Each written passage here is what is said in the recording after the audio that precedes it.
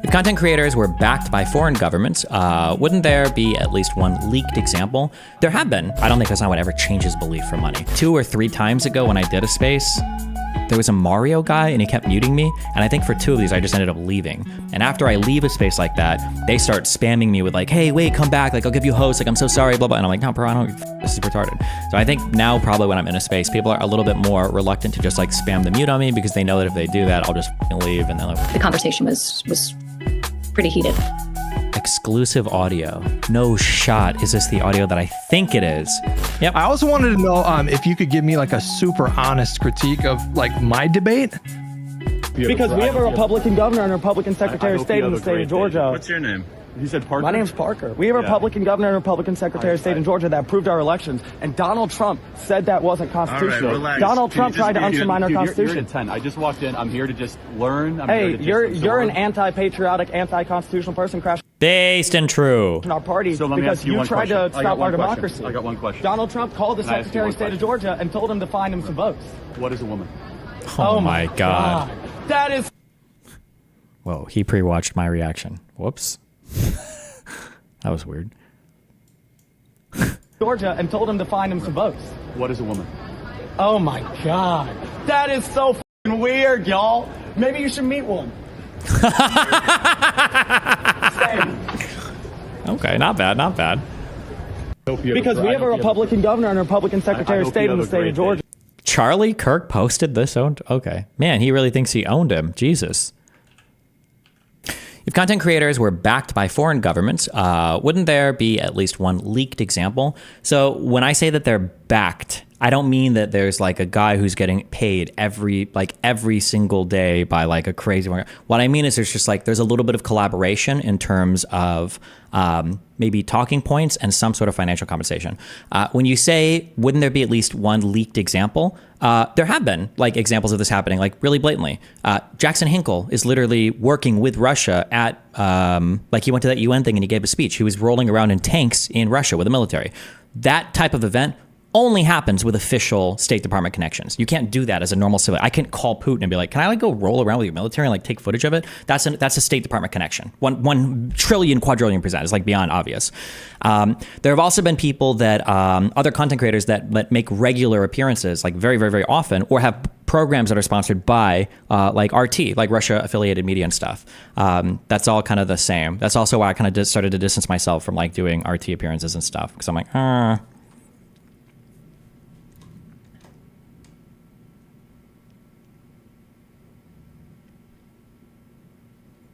Do you think that if you reached out to Russia, you're popular enough to do propaganda for their military? If I reached out and wanted to, yeah, probably. RT wanted me on quite a bit, but like I said, I started to get uncomfortable because I felt like I was like legitimizing the platform. I was like, fuck, I don't know if I should be doing this. Oh yeah, Syria. I think didn't Syria? There were several journalists that got awarded for prizes that were funded by the Syrian government. What? I don't want to misstate this. I think Hinkle was one. Haas might have been one. Was Greenwald one, or am I making this up? What RT appearances have you done? I think I did 2 or 3 of them over the last election. Was it 4 years ago? Would you go into Al Jazeera? I would have to. I'm not sure. I'd have to think like really carefully about all of these things. I'd have to evaluate them all. I'm not sure. Jimmy Dore was one. He might have been.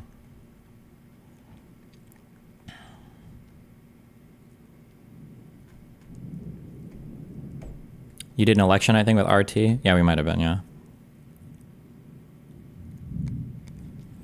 The Israel is a pedo-safe haven narrative seems quite popular. I've met random people IRL who repeat those claims, saying Israel saves pedophiles and wants to legalize pedophilia. Yeah, it's just like pedophilia is always just like your go-to hit point for everything, yeah.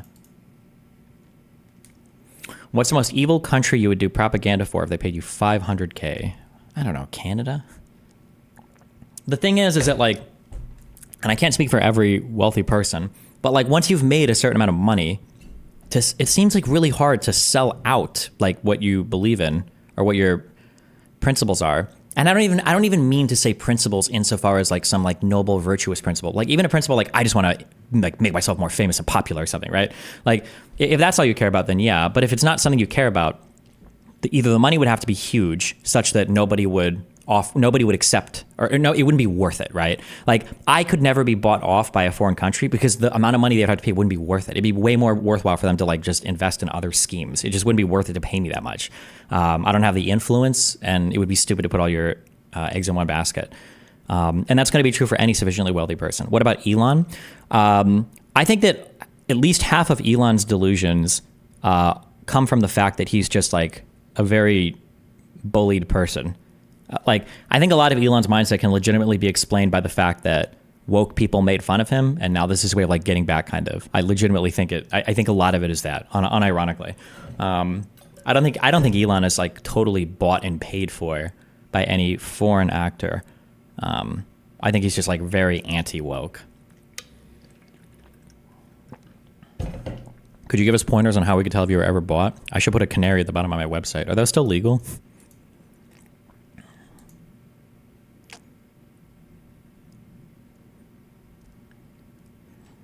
Do you think Hassan has ever taken any?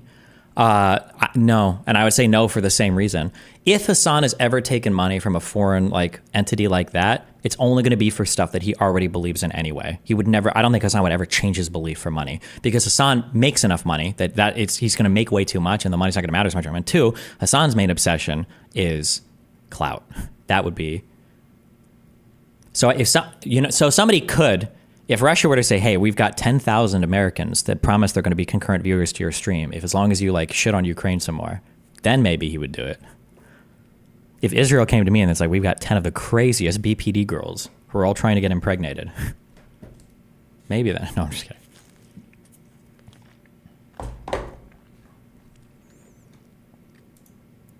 Elon was broken by his kid being trans. Doesn't he have like 20 kids?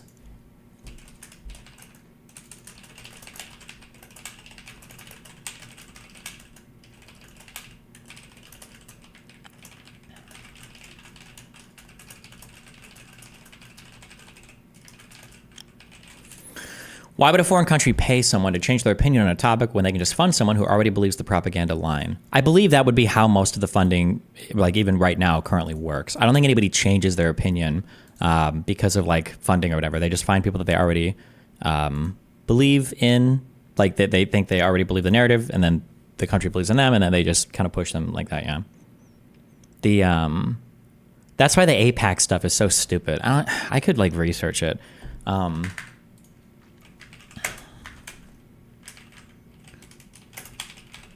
What is the claim that like 95% of their what am I looking for? Candidates win elections. Because I did a lot of this is part of my general lobbying research a long time ago. But in looking up stuff, there's a lot of like lobbyists and people that will support people that they think are going to win, and that's just what they do. So it's not so much like when you see like 95. Now, I can't speak to APAC in particular because I haven't read. Maybe they really do flip elections, okay? But like we can imagine this if you want. We can imagine this in real life where let's say that I have a company and let's say that I'm selling let's say that I sell a new air filtration system that removes 99% of carcinogenic gases from kitchens, okay? And I sell that, okay? It's my company and I sell it, okay? And I think, obviously because I sell it, and also because I think in the health benefits, I think every kitchen should have to have this stuff. I truly do believe that, okay? I think that every single kitchen should have my filtration system in it because it's healthier for workers, and I make money selling it, and it'd just be better for everybody, okay? So if that's the case, and let's say that I'm based in like 4 or 5 states in the Midwest, well, when I look at the elections that are going on, and I'm thinking of like, well, who do I want to, what am I going to spend money lobbying on? Like, whose campaign what can contribute up to $5,000? And then like people that I want to go and talk to.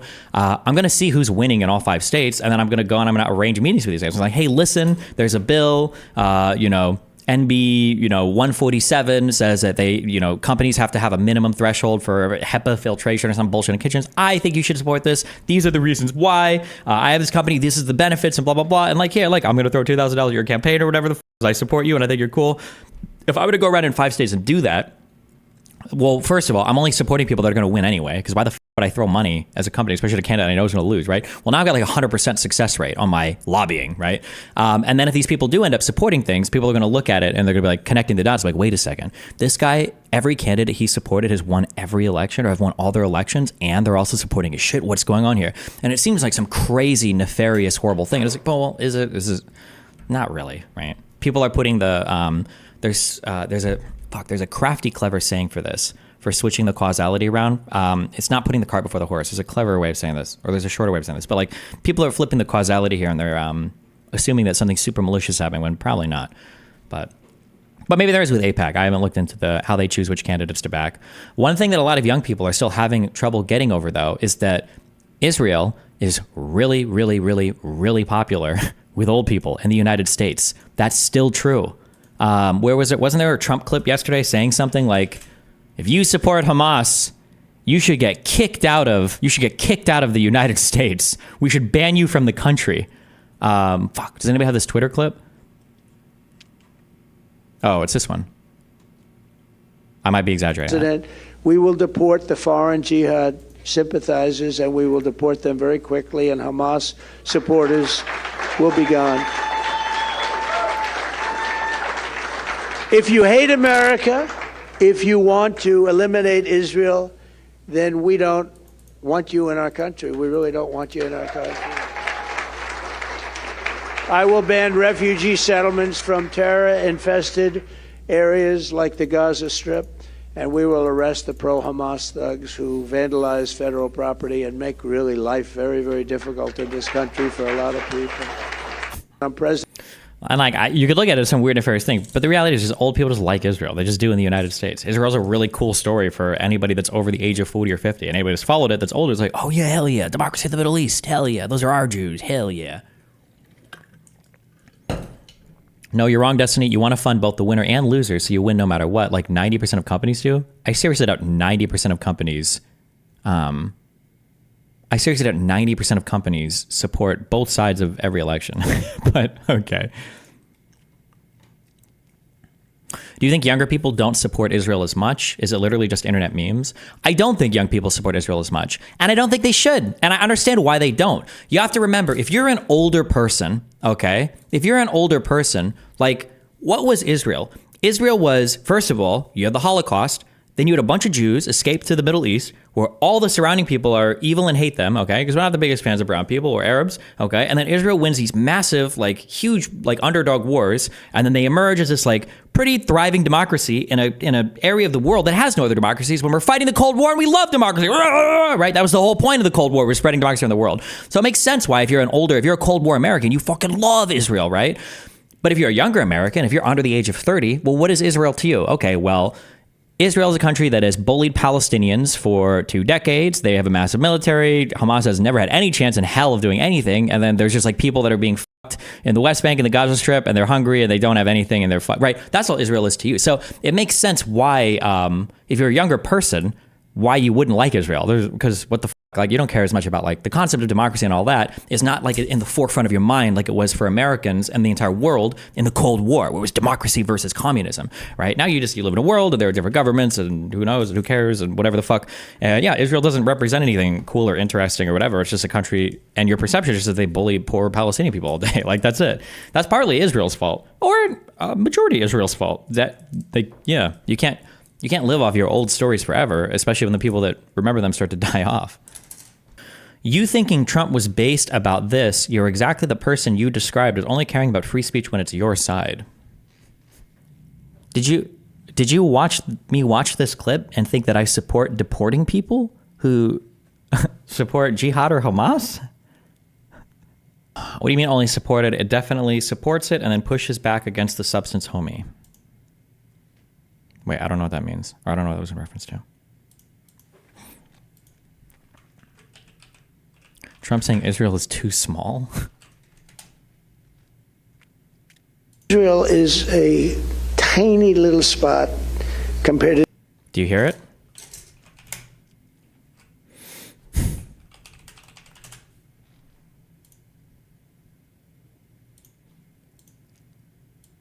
Israel. It's going to be 60 hertz. Ready?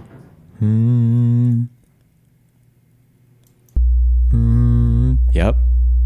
Because there are power cords crossed with speaker cords. Why does nobody care about this? Why does nobody care? Why does nobody give a f about this? Who's getting paid to do audio at these events? Israel is a tiny little spot compared to these giant land masses. It's really a tiny spot. I actually said, is there any way of getting more? It's so tiny. Israel. Do you think there should be a Ukraine version of AIPAC? I mean, now there seems like there should have been. Yeah.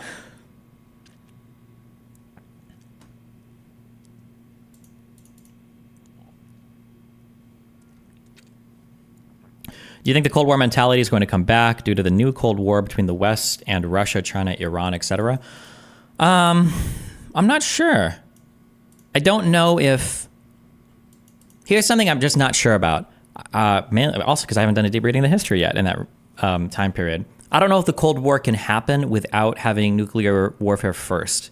Like, I don't know how much of the Cold War and multipolarity was driven by watching the nuclear weapons being dropped in Hiroshima and Nagasaki, and then knowing that two superpowers were beginning to build up those arsenals afterwards. Like if the nuclear bombings never happen, I don't know if people care as much about the multipolarity thing, but maybe they still do, because Russia was a very strong state. The Soviet Union was a very strong state to emerge from the Cold War, and the United States was a very strong country to emerge from not the Cold War, from World War II. Maybe not. So I don't know if like a new Cold War can happen without like an actual big kinetic fight happening first, some big bombing activity. Otherwise, it's just all internet memes and bots and shit like that. So, yeah.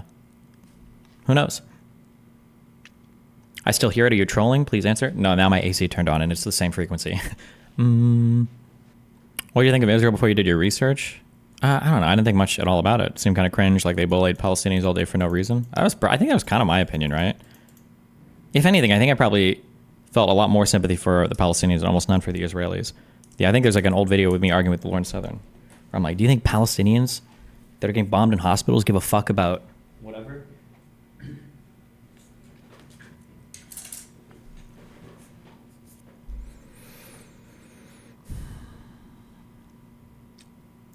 Do you think it's interesting that as populism is more and more popular, you see more people being sympathetic to Russia? Do you think all the populist rhetoric would lead people to be more nationalistic and thus have more negative feelings towards Russia, our greatest adversary? The issue is that people just take for granted all the things that are provided by that we provide in the West. They just take it for granted, and then they see Russia and they feel sympathy for a variety of reasons. They feel they think they're cool for a variety of reasons. Like they feel sympathy because they see Russia getting bullied by the rest of the world, but then but they're still like proud and white and Christian and they hate gays and like, damn, that is kind of cool. But it's like, no, they're not very cool. Not really.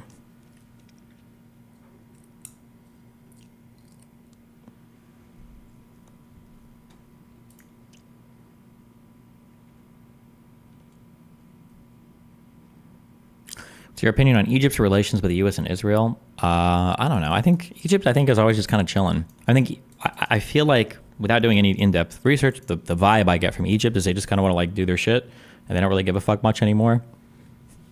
I think the U.S. still pays the money every year, right? Ever since the treaty with Israel. And I think Egypt just kind of wants to do its thing. That's what I feel like. But maybe there's some huge event going on that I haven't seen or whatever. Yeah.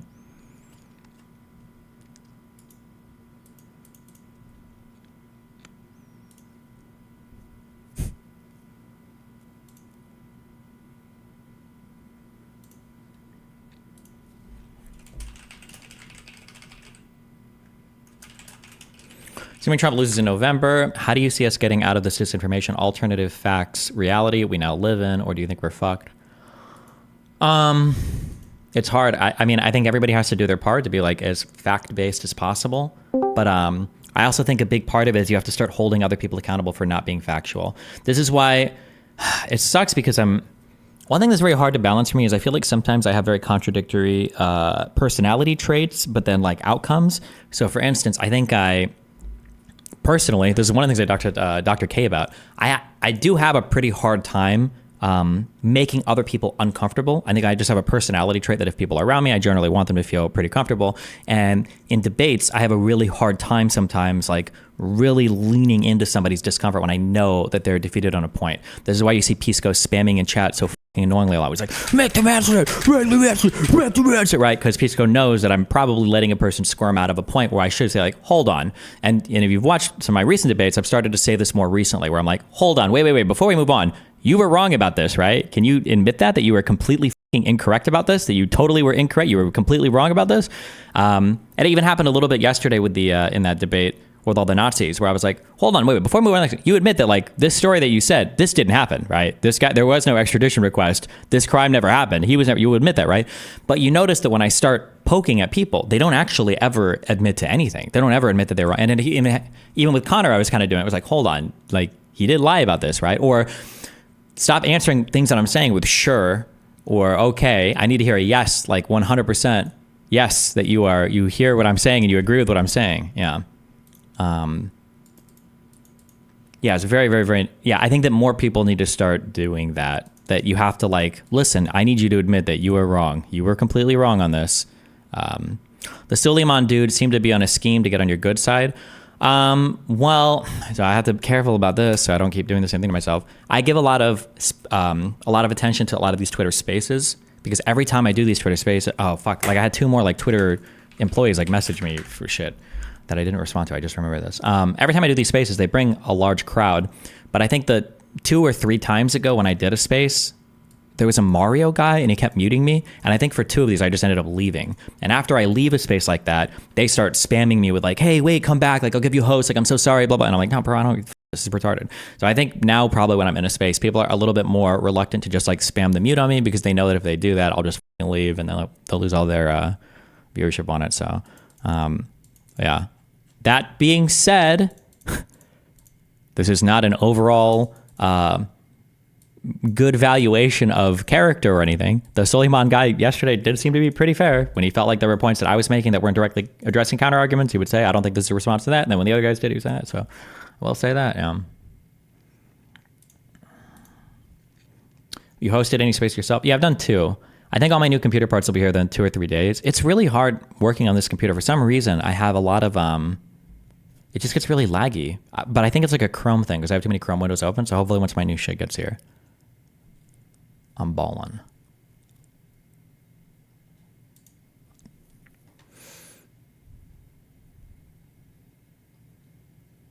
How much memory did you get?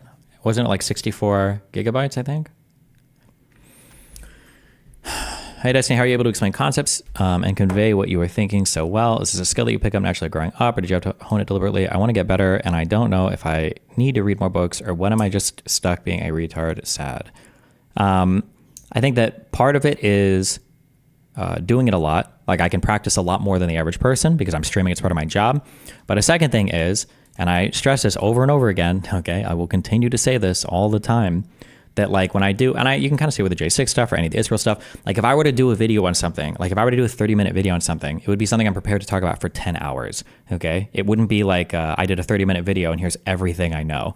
When you know more peripheral facts or tangential stuff to the thing that you're talking about, I think it makes it easier to explain it because you have a better understanding of it too, right? This is why when I'm reading stuff and I don't understand a term, I click through and I read the next thing and the next thing and the next thing and the next thing and the next thing and the next thing, right? Just like, so I have like some understanding of what, at least a little bit of what I'm talking about. Yeah.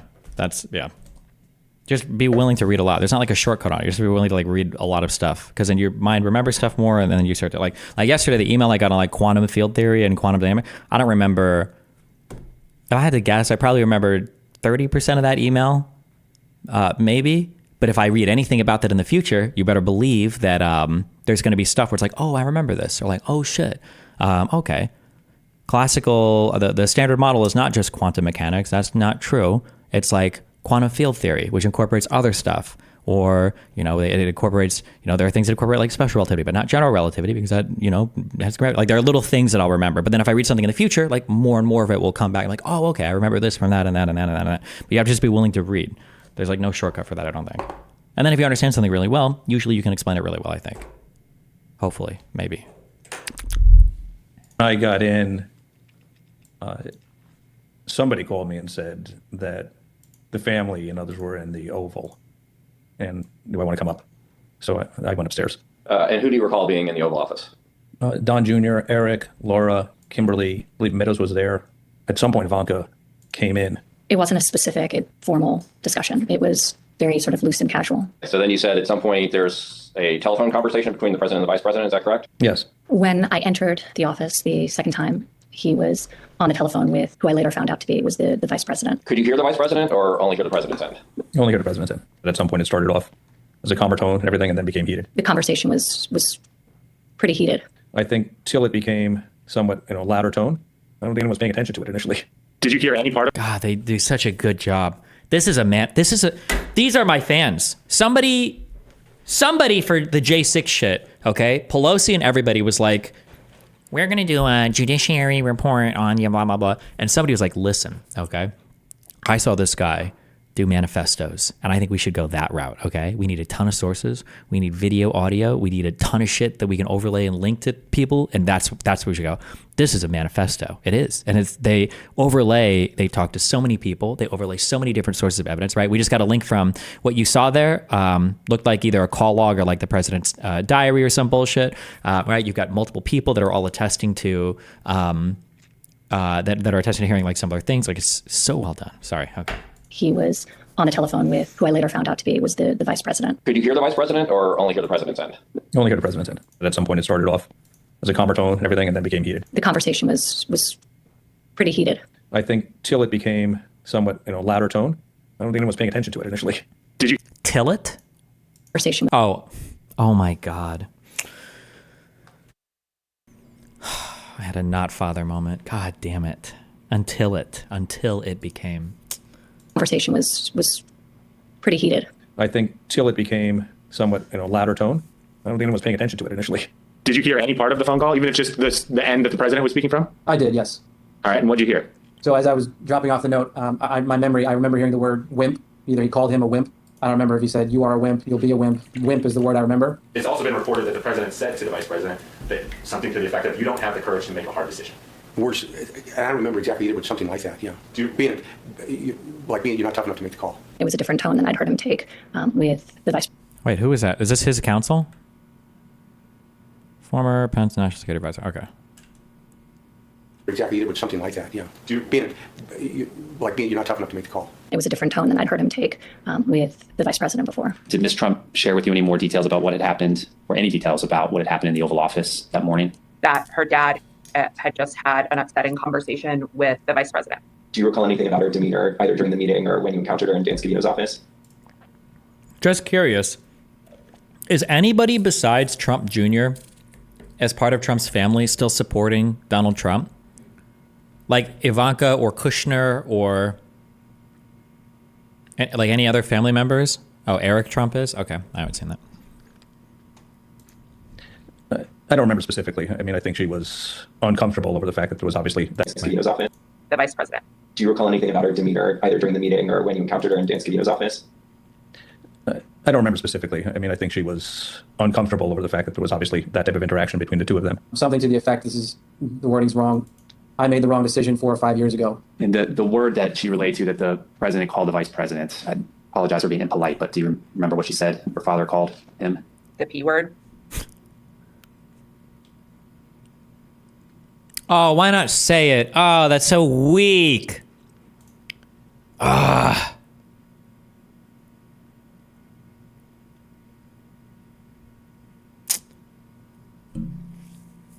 Why not say it? Call him a pussy. The P word? No. The P word? Or when you encountered her in Dan Scavino's office? I don't remember specifically. I mean, I think she was uncomfortable over the fact that there was obviously that type of interaction between the two of them. Something to the effect, the wording's wrong. I made the wrong decision 4 or 5 years ago. And the word that she relayed to that the president called the vice president, I apologize for being impolite, but do you remember what she said her father called him? The P word.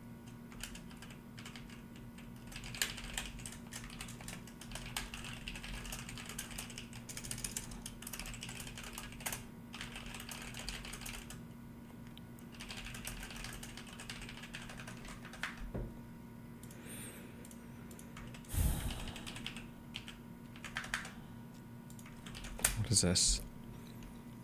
Can't spend almost 5 years in a political foxhole without somebody, without developing a You can be a strong patriot or you can be a relationship. pussy. And, January 6th was a tragic day. It's all just in the Jonathan Karl book, though. building. And the president and I sat down a few days later and talked through all of it. I can tell you that we parted amicably at the end of the administration. That is the latest take from Mike Pence on the January 6th insurrection and his relationship with Donald Trump. A take somewhat at odds with what John Carl's reporting in his new book, Betrayal. Here's an exclusive first look at new details of the pressure campaign against Pence and the former president's take on what his vice president was facing that day. 2 days before that fateful moment on January 6th, when Mike Pence defied President Trump for the one and only time as vice president, Pence sounded for a moment like he might just join Trump's efforts to overturn the election. I share the concerns of millions of Americans about voting irregularities.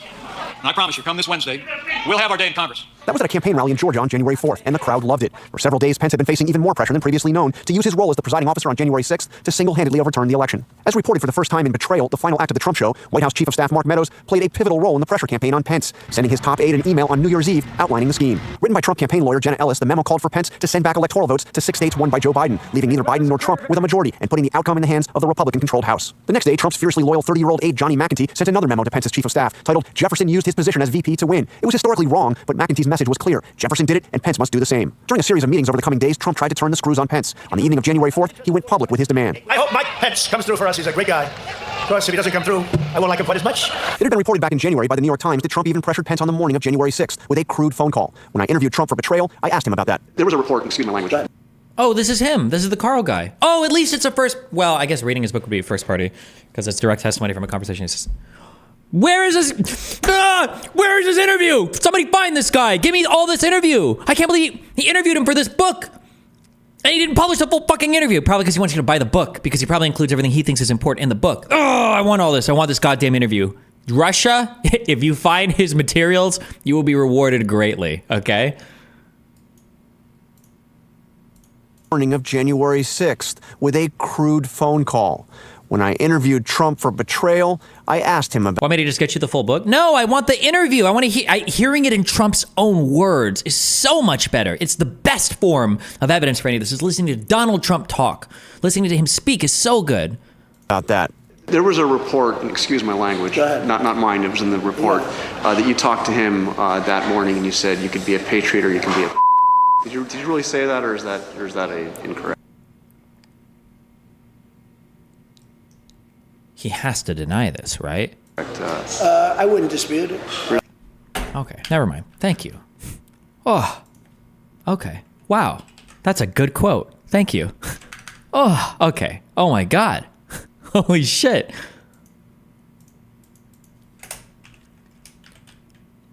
Wow, we have Trump confirmation on that. Okay.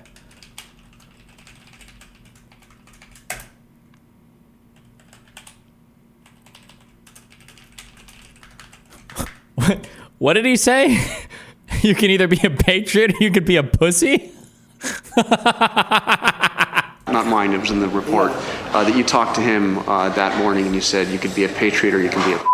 Did you really say that, or is that incorrect? I wouldn't dispute it. Really? I wouldn't dispute it. And when he stepped on the stage at his rally just before his supporters stormed the Capitol, Trump directed his and their anger toward Pence. If Mike Pence does the right thing, we win the election. If he doesn't, that will be a sad day for our country. Pence did the right thing. He defied Trump when it mattered most, igniting the fury of the rioters. One of the many unbelievable things about that day is that as the Capitol was evacuated and rioters called for Pence's death, Trump never bothered to check on his safety. I asked the former president about that. Rather than condemning the chance to hang his vice president, Trump seemed to justify them. Were you worried about him during that siege? Were you worried about his safety? No, I thought he was well protected, and I had heard that he was in good shape. No, you heard those chants. That was terrible. I mean, those, he could have. Well, the people were very angry. They were saying, "Hang Mike Pence." Because it's common sense. How can you, if you know a vote is fraudulent? We heard this, right? Yeah. How can you pass on a fraudulent vote to Congress? He went on to talk at length about how it was, quote, common sense that Pence should have acted to overturn the election. If Pence did what you wanted, you think you would still be in the White House? I think we would have won, yeah. Can you ever forgive him for that? I don't know, because I picked him, I like him, I still like him, but I don't know that I can forgive him. Angry and bitter in defeat, this is what Trump said when I asked him about his list of potential running mates if he were to run again. I mean, I assume Pence is no longer on that list. Well, I didn't say that, but... But I mean, I can assume that, can't I? But Why did Trump agree to do this interview? Did the wrong thing. He's a very nice man. I like him a lot. Yeah. I like his family so much, but he did. It was a tragic mistake. There's no response to any of this from Mike Pence yet, but George, the real question is the one that you asked just now of Senator Barrasso. Is this the guy? Is this Jonathan Karl? I don't know what the fuck this guy looks like. Republican leaders and to Republican rank and file voters, as Donald Trump is very clearly suggesting that he is planning to run, or at least strongly considering running for president again. Can those Republicans support somebody who defended rioters calling for the execution of his former vice president? That's the question for every Republican leader. It's this guy on the right. Okay. Well, you saw Senator Barrasso certainly didn't want to criticize it. Meantime, you report on that Alice memo to Mark Meadows. That's presumably one of the documents that is caught up in this executive privilege fight right now that is going to the courts that Donald Trump wants to shield. And Mark Meadows now could be facing the same fate as Steve Bannon, being held in contempt of Congress. The committee sure suggested that they're going to consider holding him in contempt. I'm sure Meadows is watching very closely what happens to Bannon. But this is a very important document, George. On New Year's Eve, it is from Meadows himself, forwarded to Mike Pence's chief of staff, and it outlines in very clear detail what should be done on January 6th to effectively overturn the election, to effectively have a coup. This is Mark Meadows forwarding a memo not from an outside lawyer, but from a lawyer for the campaign, Jenna Ellis.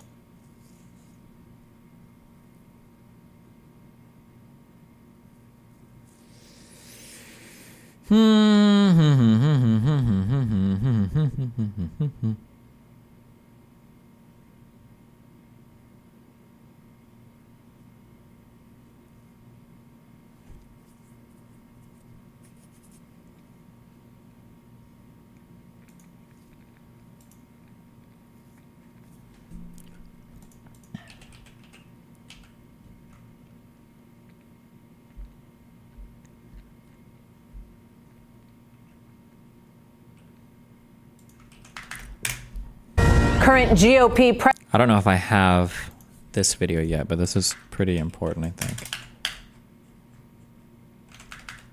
Presidential candidate and former Vice President Mike Pence says that the latest indictment of former President Trump by Special Counsel Jack Smith reminds us that, quote, anyone who puts himself over the Constitution should never be president of the United States. The indictment mentions the former vice president or his office more than 100 times in its 45 pages and quotes from notes that he took about conversations with the former President Donald Trump. The one-time allies are now facing off in the 2024 presidential race, and the former Vice President Mike Pence joins us now from his home state of Indiana, where he is fresh off a speech. Mr. Vice President, good to have you with us today. Thank you very much for joining us. What the fuck is Pence doing these days? Can we get Pence on bridges?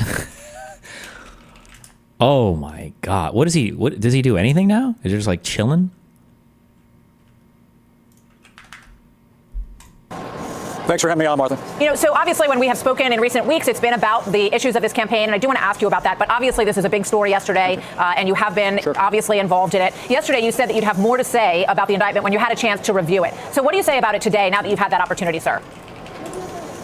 Well, Martha, let me say on January 20th, 2017, I took an oath to support and defend the Constitution. It was a promise I made to the American people, but it also ended with a prayer, so help me God. And all 4 years, all the way up to that fateful day on January 6th, I kept my promise that I made to Almighty God and to the American people. And I think yesterday's indictment will stand either on its own merits or it will fall. I can't really speak to the legal arguments behind it, but I think the American people deserve to know that on that day, President asked me to choose between him and the Constitution, and I chose the Constitution. Between him and the Constitution? You mean he asked you to be a patriot or a pussy? And I always will. And I want the American people to know, as I stand for the Republican nomination for President of the United States, that I'll keep faith with the Constitution. And I do believe that while there has been weaponization at the Justice Department, and we certainly lived through it through the Trump-Pence years, that at the end of the day, history will hold Donald Trump accountable for his reckless words and actions on that day. And I'll always stand by the truth of that and make sure the American people know why I did what I did, Martha. I mean, I had no right to overturn the election. And despite the fact that President Trump has continued to insist that over the last 2.5 years, I want people to know that I stood strong on the Constitution that day, by God's grace, and I always will. You may have heard his attorneys last night saying that this is a free speech discussion. That's all it was, and that all they asked you to do was to just take a pause that day. John Eastman emailed your legal counsel stating, I implore you to consider one more relatively minor violation of the Electoral Count Act and adjourn for 10 days to allow the legislators to... Please break the law. Is there not a more clear crime fraud exception for legal counsel? I mean, I don't even know if you would qualify, because it's not like Eastman is Pence's lawyer. Christ! Was this in the indictment? I don't remember reading this in the indictment. I implore you to consider one more law breaking and adjourn for 10 days. Just one more law break. Christ. To finish their investigations and a full forensic audit of what he called the massive amount of illegal activity that has occurred here. They're saying all you needed to do was just take a pause. What do you say to that? I say that's completely false, and it's in the law, right? Yeah, I see it says Trump indicted. I just don't remember reading it. Oh, fuck. Don't tell Pisco. He's going to say we didn't actually read the indictment. Oh, no. Delete the VOD, August. Oh, no. Saying all you needed to do was just take a pause. What do you say to that? I say that's completely false, and it's contrary to American history, to our Constitution, and to the laws of this country. And I never considered it, Martha. Look, from the first time I heard speculation that as vice president I'd have the authority to overturn the election by returning or rejecting votes, I frankly dismissed it out of hand. Look, the founders of this country had just won a war of independence against a king. And I was confident as a student of American history that those founders would have never vested the vice president or anyone else with unilateral authority to decide what electoral college votes to count and which not to count. I was clear on that throughout. I was clear with President Trump throughout, all the way up to the morning of January 6th. But let's be clear on this point. It wasn't just that they asked for a pause. The president specifically asked me, and his gaggle of crackpot lawyers asked me to literally reject votes, which would have resulted in the issue being turned over to the House of Representatives, and literally chaos would have ensued. So, Martha, I just people can read the indictment, and frankly, I've said before, I had hoped it had not come to this point. You know, I don't know if the government can meet the standard, the burden of proof beyond reasonable doubt for criminal charges, but the American people deserve to know. Notice how he talks like he actually isn't fucking retarded, right? Like he understands how criminal court works. He understands what the burden of proof is for conviction in front of a jury. Notice how he just knows things. I still can't believe that Donald Trump doesn't know what liberalism is. Bro,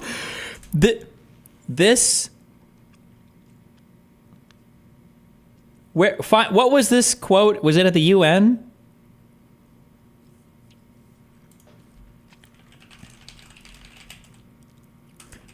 I think Donald Trump was asked about how he feels about Western liberalism, and his interpretation is liberals on the West Coast.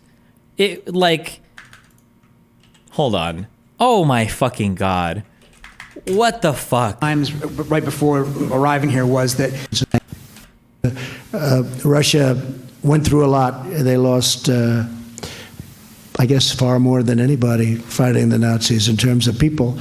And he did invite me, and I said we would get back, but we will give that very serious consideration. His comments to the Financial Times right before arriving here was that Western-style liberalism is obsolete. I know you probably haven't read the interview. Well, again, he may feel that way. I mean, he sees what's going on, and I guess if you look at what's happening in Los Angeles, where it's so sad to look, and what's happening in San Francisco and a couple of other cities, which are run by an extraordinary group of liberal people. I don't know what they're thinking, but he does see things that are happening in the United States. I don't know if he knows anything about government at all. This is one of the cringiest my ass could make diamonds. With how insanely fucking stupid he is. He's actually so stupid. That would probably preclude him from saying how wonderful it is. At the same time, he congratulated me as every other. He thinks Western liberalism is like liberal cities on the West Coast. I don't think he knows what liberalism is. I don't think he even knows what that means. Every other leader of every country did for what we've done economically, because we probably have the strongest economy we've ever had. And that's a real positive. But I'm very embarrassed by what I see in some of our cities where the politicians are either afraid to do something about it, or they think it's votes, or I don't know what, Peter, I don't know what they're thinking. But when you look at Los Angeles, when you look at San Francisco, when you look at some of the other cities, and not a lot, but you don't want it to spread. And at a certain point, I think the federal government maybe has to get involved. We can't let that continue to happen to our cities. Ladies and gentlemen, thank you very much. I'll see some of you in South Korea, maybe at the DMZ, but this has been an honor. Thank you all very much. Exclusive audio. No shot is this the audio that I think it is. No shot. Please don't just be Hutchinson testimony. Please don't just be Hutchinson testimony. Were you worried about him during that siege? Were you worried about his safety? No, I thought he was well protected, and I had heard that he was in good shape. No, because I had heard he was in very good shape. Wait, hold on. Give me 25 seconds. 1 second. I'm sorry.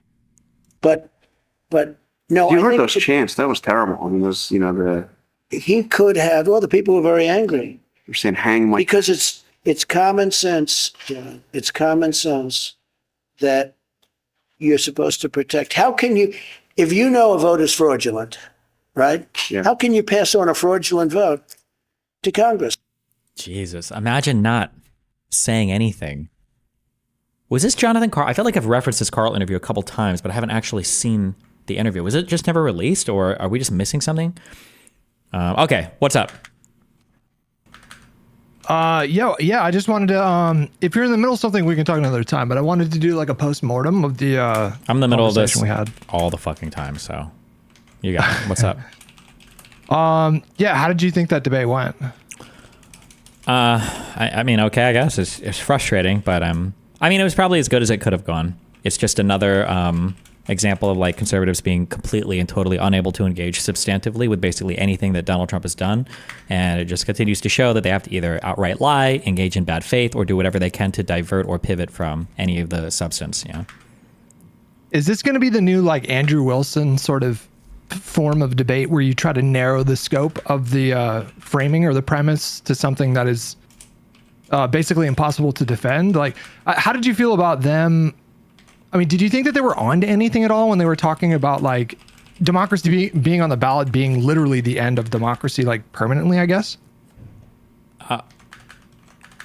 If they were, I would never ever say it to somebody whose entire party revolves around words like communism or phrases like open borders.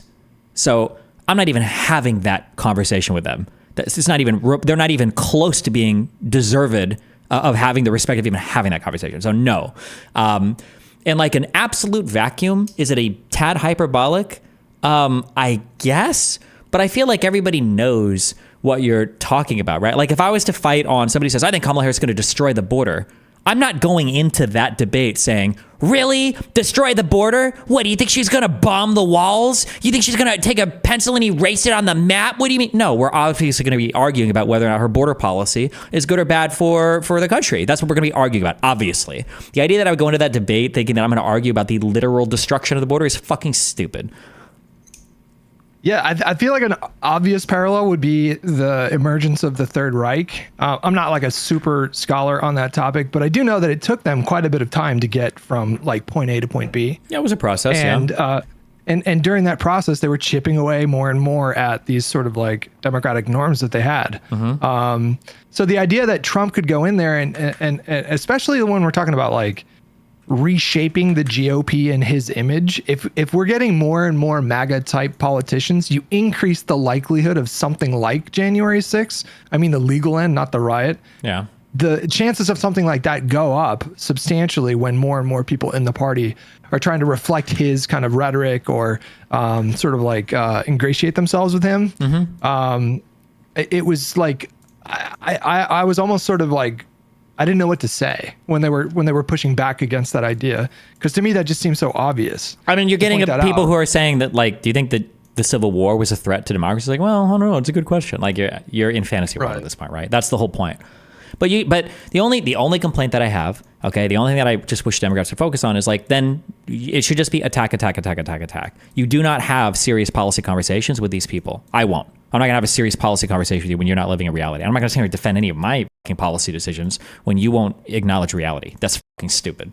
It shouldn't be. I got upset at Pisco yesterday morning when he was arguing with Connor over whether or not like it was a valid interpretation of the prompt for AJW and them. And it's like, why are you guys even argue this? Obviously they're operating in bad faith. I can't believe you're even entertaining this with a real discussion. It's fucking retarded, right? Like I just think it's absurd and it's insane. And you should just call these people insane, absurd, malicious, bad faith actors, and then be honest about it, and then move on from there. I'm tired of like hand-holding conservatives and giving them all the privileges of an adult while giving them all of the protections of like a retarded, protected youth. Like that's insane to me.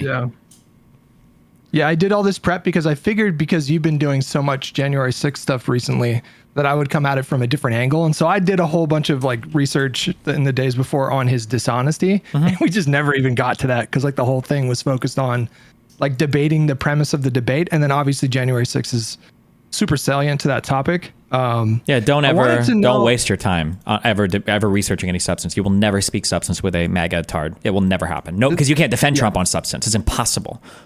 This is like the third time that's happened for me. But I also wanted to know if you could give me like a super honest critique of like my debate. I didn't do any kind of debate in high school or anything like that.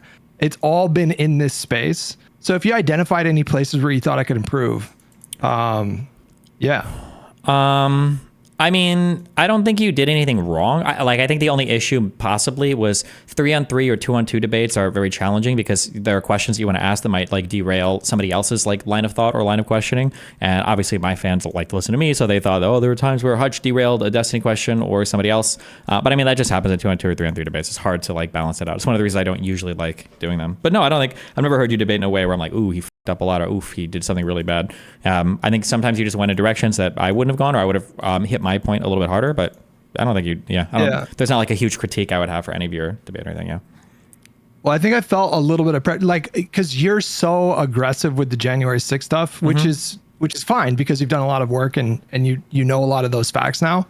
But there was a part of me that was like, okay, I need to jump in like sometimes. Sure. Yeah, that's fine. Yeah. And then after the fact, I was like, maybe I might have derailed a couple things here and there. No, that's good. I'm just where I'm at now. I really need them to squirm and suffer when we talk about this, because we've had to bite so many bullets and deal with so much shame over the BLM riots and all of the horrible shit that happened and the property damage and every single thing bad that a Democrat does, right? That when a Republican incel decides to take shots at Trump, Biden is on the news apologizing for using fiery rhetoric like bullseye in a private call to donors.